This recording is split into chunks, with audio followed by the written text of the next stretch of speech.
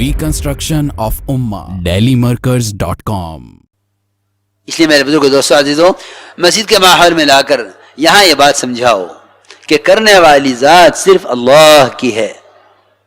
جتنا کائنات کا نظام پھیلا ہوا ہے، یہ نظام کائنات اللہ کے تعارف کے لیے ہے، اللہ سے استفادے کے لیے نہیں ہے. سمجھتے تھے اللہ کی ذات عالی سے فائدہ اٹھانے کے لیے تو کائنات کا یقین نکلنا شرط ہے. اللہ کی ذات سے استفادے کے لیے کائنات کا یقین نکلنا شرط ہے. کائنات کا یقین قدرت سے استفادے میں سب سے بڑی رکاوٹ ہے. اس لیے نظام کائنات محض اللہ کے تعارف کے لیے ہے. محض اللہ کے قرآن کی آیتوں کا خلاصہ یہی ہے. ساری قرآن کی آیتوں کا خلاصہ یہی ہے کہ نظام کائنات اللہ کے تعارف کے لیے ہے. بس اللہ تک وہ پہنچے گا جو نظام کائنات کا ابراہیم علیہ السلام کی طرح انکار کرتا چلا جاوے. وہ پہنچ جائے گا، کیونکہ توجیہ کہتے ہی اس کو ہیں. میرے دوستو عزیزوں، قبلے کی طرف منہ کریں یا مشرق کی طرف منہ کریں، مغرب کی طرف منہ کریں، یہ اس کو نہیں کہتے توجیہ. توجیہ کہتے ہیں دل کے رخ کے صحیح ہونے کو. ابراہیم علیہ السلام نے تمام شکلوں کا انکار کر کے اس کا اعلان کر دیا کہ میں نے اپنے رخ کو بنے ہوئے سے بنانے والے کی طرف پھیر لیا ہے.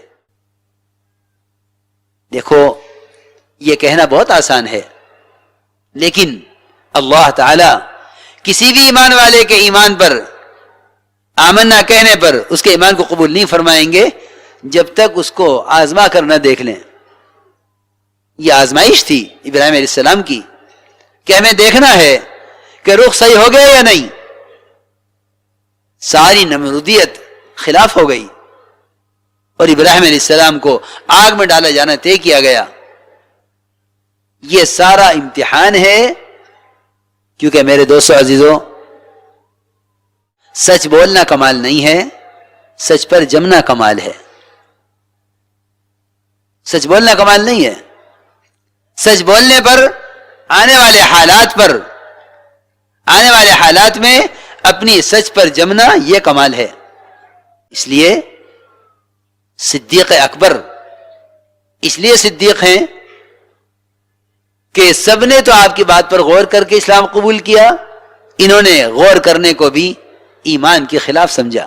تصدیق کے خلاف ہے غور کرنا. میں سوچ کر جواب دوں گا. یہ سوچنا تصدیق کے خلاف ہے. سوچتا وہ ہے جس کے دل میں شک کی کوئی گنجائش ہو.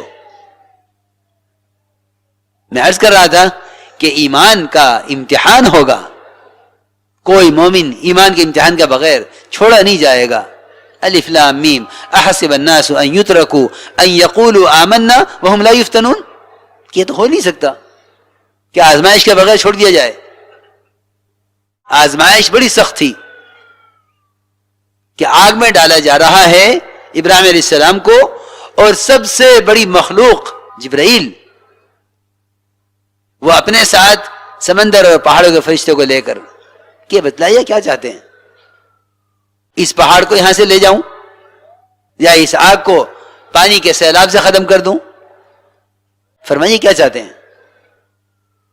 میرے دوستو عزیزوں، اس موقع پر یہ کہنا اما الیک فلا کہ ہمیں آپ کی حاجت نہیں ہے، اس کو ایمان کہتے ہیں. اس کو ایمان کہتے ہیں.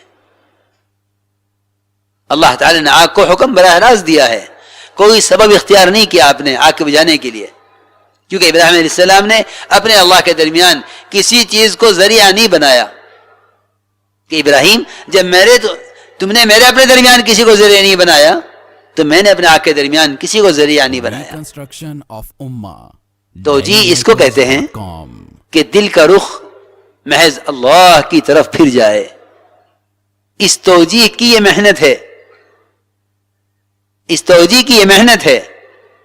اس لیے نظام کائنات کا ہر قدم پر انکار کرنا پڑے گا کہ کرنے والی ذات صرف اللہ کی ہے. میرے دوستو عزیزو، میں اور آپ تو کیا، انبیاء علیہ السلام کے چاہنے سے بھی نہ ہوگا جب تک اللہ نہ چاہیں. میں اور آپ کی تو حیثیت کیا ہے، دنیا کے مالداروں کی، سائنسدانوں کی تو حیثیت کیا ہے؟ اللہ کو پہچانو، اللہ کون ہے؟ میں عرض کر رہا ہوں کہ انبیاء علیہ السلام کی چاہت پر بھی نہ ہوگا جب تک اللہ نہ چاہیں. ہمارے لیے تو انشاءاللہ کہہ دینا ایک زبان پر رٹا ہوا جملہ ہے اور ایک معمولی بات ہے.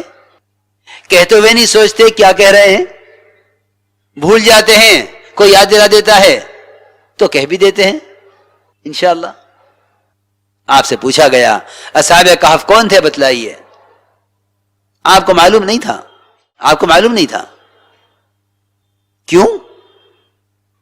کہ اللہ تعالیٰ جس چیز کا علم نبی کو دیتے ہیں وہ نبی کو معلوم ہے، ورنہ نبی کو علم غیب نہیں ہے.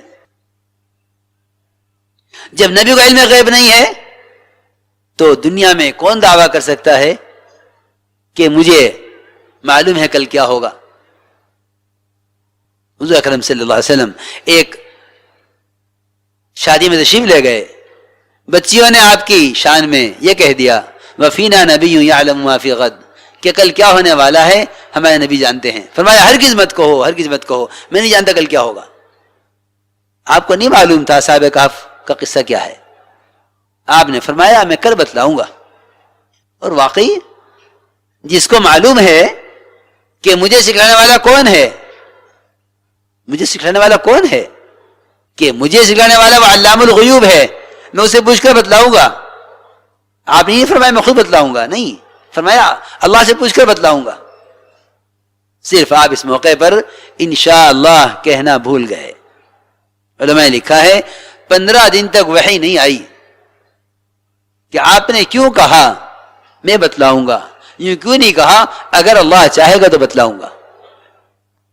اس پر آیت نازل ہوئی وَلَا تَقُولَنَّ لِشَيْءٍ إِنِّي فَاعِلٌ ذَلِكَ غَدًا إِلَّا أَن يَشَاءَ اللَّهُ، کہ نبی جی کبھی نہ کہیے گا یہ کام میں کل کر دوں گا جب تک آپ انشاءاللہ نہ کہیں.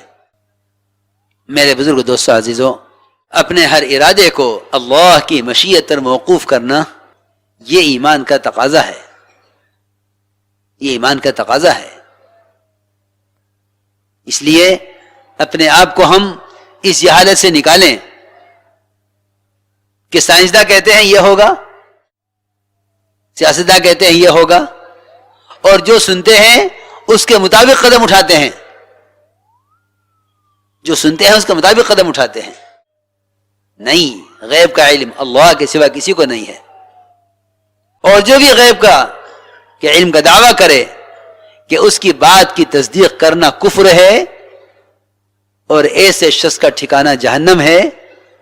علی رضی اللہ تعالی عنہ جب نکلنے لگے دشمن کے مقابلے پر تو کسی نے کہا کہ آج آپ کا جانا میرے حساب سے درست نہیں ہے، میں آپ کو نکلنے کے لیے تاریخ بتلاؤں گا، وقت بتلاؤں گا، اس میں آپ نکلیے تو آپ کو کامیابی ہوگی.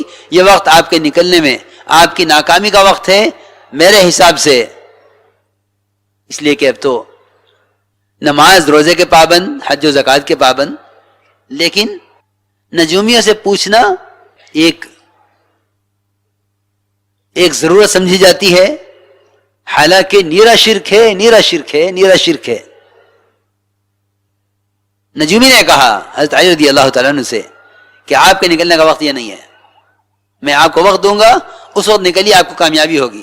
فرمایا ہم ابھی نکلیں گے اور ہمیں اس کا حکم ہے کہ ہم تیری تکذیب کریں، تجھے جھٹلائیں. نجومی نے کہا کہ میں بتلا دوں گا کہ آپ کے گھوڑی کے پیٹ میں کیا ہے. فرمایا کہ اللہ جانتا ہے کیا ہے، اور جو تیری بات کی تصدیق کرے گا اس کا ٹھکانہ جہنم ہے. فرمایا المنجم کالکافر والکافر فی النار. میں عرض کر رہا تھا کہ غیب کا علم اللہ کے سوا کسی کو نہیں ہے، غیب کا علم اللہ کے سوا کسی کو نہیں ہے. اس لیے میں عرض کر رہا کہ جتنا ظاہری نظام ہے اس کا انکار کیا کرو قدرت کے مقابلے میں. یہ ایمان سب سے پہلے اس کا تقاضا کرتا ہے. اس لیے میری سب سے درخواست ہے کہ بھئی اپنے بیانات میں ایمانیات غالب رکھو. یہ ہمارے کام کا امتیاز ہے اور یہ کام کی روح ہے. اس کی جم کر دعوت دیا کرو. قصے کہانی اور مضامین کی طرف نہ جاؤ. صحابہ کرام حضور اکرم صلی اللہ علیہ وسلم کے ساتھ اس طرح رہتے کہ آپ ہر وقت اللہ کے تذکروں میں یا اس کے احکام کے تذکروں میں یا اس کی صفات کے تذکروں میں. السلام علیکم.